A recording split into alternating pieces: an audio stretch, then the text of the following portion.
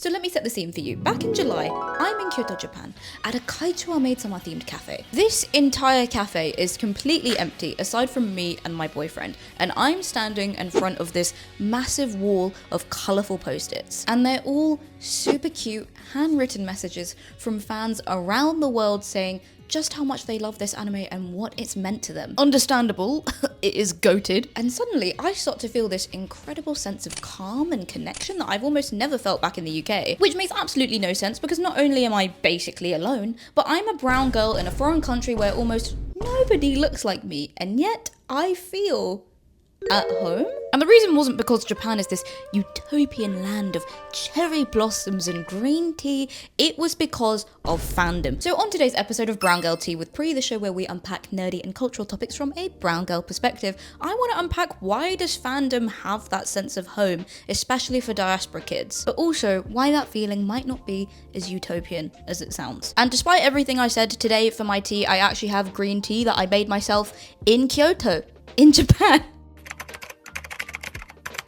So this wasn't actually the first time I'd felt that sense of home in Japan, because back in 2019, when I was just a little university student making my way in the world, I was visiting Japan for the very first time. And this was before there was a huge boom in everyone on the internet pretending like they knew everything about Japanese culture, which, to be fair, might have actually been pretty helpful, because I decided to go in December, and from about the 30th to the 5th of January, everything is shut. Now, I didn't know this, so I had wound up in Fukuoka in the south of Japan by myself for about 5 days. And all I did every day was walk around the shopping centres, go to the konbini, buy myself a sad, plain onigiri, and then have miso in the kitchen of my hostel. But it was also around the time that I started really getting into BTS for the first time, and I remember I was in the kitchen one day having my sad meal of a plain onigiri, and a girl sat down next to me,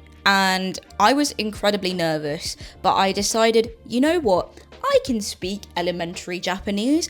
I'm gonna attempt to have a conversation with her, because I glanced over at her phone and saw that BTS was on her lock screen. And almost immediately, we just jumped into chatting about K-pop, and she was telling me about how I could get into BTS more. She was telling me about who her bias was. And because in 2019 there wasn't that sense of over-tourism that we have now when we talk about Japan, a lot of local Japanese people were even less used to foreigners than they are now. But in that moment, because of BTS, because of fandom, those barriers of foreigner and local Japanese were broken down immediately. And when I mean immediately, I mean immediately. And this article from Mindpeers really helps articulate and break down why we have those moments of connection because of fandom, where they say it's evolutionary, it's fundamental to our existence as human beings to have connections. But they also say, from our earliest days as a species, we have thrived in social groups, seeking a sense of community and shared identity. Fandoms provide a haven where individuals with similar interests and passions can find like-minded souls, forming bonds that transcend the boundaries of time and space. Basically, fandom is the ultimate equalizer for connection. Because think about it, right? When you meet someone who likes the same things as you, you're not thinking about their race, their class, their background. Realistically, you're just so excited that someone has a shared interest and you just want to yap about it. Like me and the girl who was an army in Fukuoka. And it is an instant, unspoken understanding as well, because of the feelings that this thing that your shared interest is has caused you both to feel. Like, you just know how an army felt when listening to Spring Day for the first time, because you most likely felt that same way too. You know how a fellow shoujo girlie absolutely lost their shit when they saw Usui shirtless for the first time, because I don't know about you, that clearly did something to me. And yes, you can talk to people about shared experiences like, I don't know, your school or where you work or the weather, and arguably have a connection with them too. But fandom lets you understand the other person in a way that immediately transcends normal small talk. And one of the best physical examples that I have of this is this poetry book, which is one of my all-time favorites and that I keep coming back to, which is called Dear Azula, I Have a Crush on Danny Phantom by Azura Tayabji and Jackson Neal, which, as you may have guessed, is poems about fandoms like Avatar: The Last Airbender and Danny Phantom, but it's also poems from the point of view of characters in those fandoms. For example, Azula and Zuko. And it's the perfect representation of how fandom allows you to, yes, get inside the mind of the characters and connect with that piece of media, but also empathize with them to a point where you can connect them to your own life experiences, and then readers will also connect to those experiences through fandom. Is that not crazy? Meaning, fandom has then become a mechanism through which we can gain better insight into each other and who we are as human beings. Is that not amazing? And clearly, this book shows that it's not just a feeling that's unique to me or the Kaichou Maid-sama Cafe or even Japan, because I think sometimes we can have this view of Japan as like the land of anime, which it's not. I think instead it's because fandom creates a sense of home and belonging that doesn't ask you to look a certain way to qualify for it. Like, all you have to do is just have the same feelings as someone else, which is an incredibly low bar for entry, especially compared to spaces that you otherwise might have to navigate as a diasporic kid. But this is also where it can become a lot less idyllic, because that sense of home can come from a much deeper need than we realize.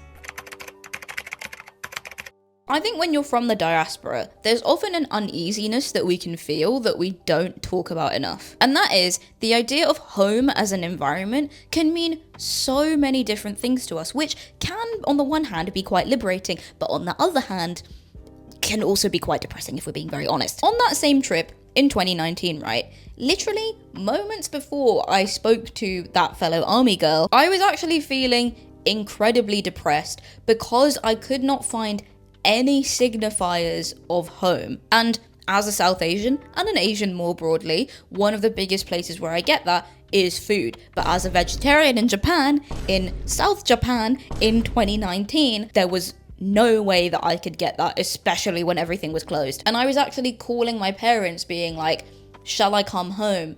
I don't feel at home here. But that one conversation in the kitchen is what decided to make me stay for those extra few days and push through. In this beautiful article, What Does Home Mean and Feel Like for a Third Culture Kid?, writer Mabel Kwong points out that home is a place as much as it's a space, as much as it's a feeling.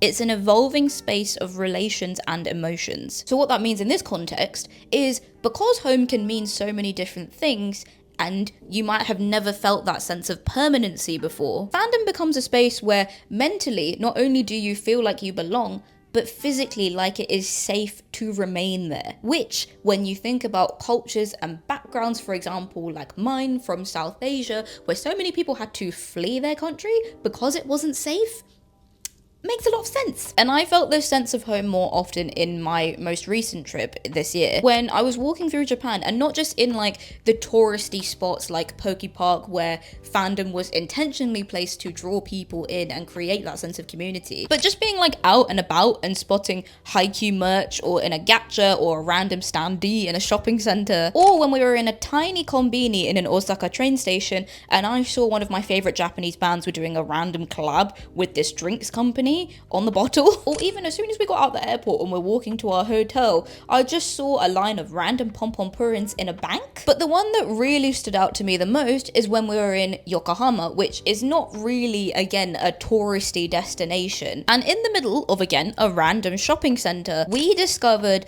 that there was a Pokemon stamp rally happening for Pokemon Sleep. But what stood out to me the most wasn't just the fact that the stamp rally was happening in the first place, it was the fact that when I looked at the giant queue to go and see Snorlax, there were people of all kinds in the queue. It wasn't just for babies, it wasn't just for children, it was for everyone of all ages to enjoy. There were old people, there were young people, there were high schoolers, there were people in their mid-20s, and fandom and fan culture, therefore, felt more universal. And this is precisely the reason for my post-Japan depression, okay? Because what do you mean 3 weeks ago, I was having a lovely conversation with a shopkeeper about why Ditto is my favorite Pokemon, and then as soon as I get off the plane and arrive in London, I'm seeing 2 roadmen shoplift a Twix in a Tesco Express.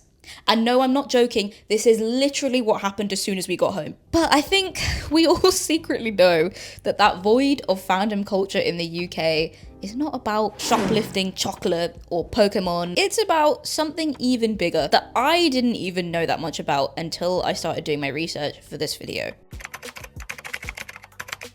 The core of this issue lies in how anime is perceived in the UK as a whole. As we've touched on, both from my research and from the conversations I was able to have in Japan this time round, anime there is seen as more universal and it's appreciated for what it is, a medium rather than a genre. The genres themselves instead are the subcategories that are targeted towards specific demographics, so josei, shoujo, shonen, seinen. Therefore, in Japan, it's not just that anime and manga and all of these cute things and fandoms are built into the fabric of everyday life and the environment. It's that anime and manga are seen as universal things for everyone across multiple demographics to enjoy. Now, compare that to the UK, where anime has two different ways of being perceived. These two ways, according to the essay A Brief History of Anime in the UK, are 1.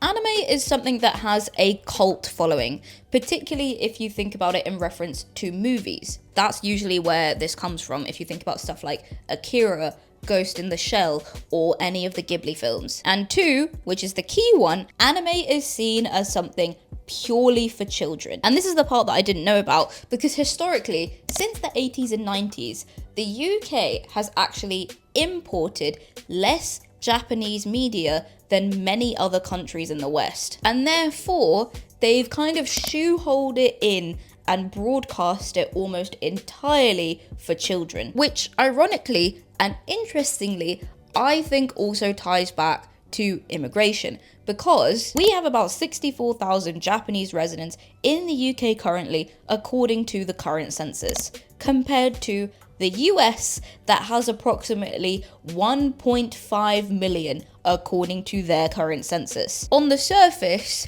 you can also argue this is clearly a supply and demand issue, but my takeaway is that it's more than that, obviously. That's why we're here. Fandom will always be the ultimate shortcut to connection, but that is incredibly amplified if the fandom that you are part of is considered niche, which, as we've discussed, in the UK is anything related to anime and manga. And because of this, suddenly, you're no longer brown girl in the UK or girl with a South Asian background, any of those quantifiers, and vice versa.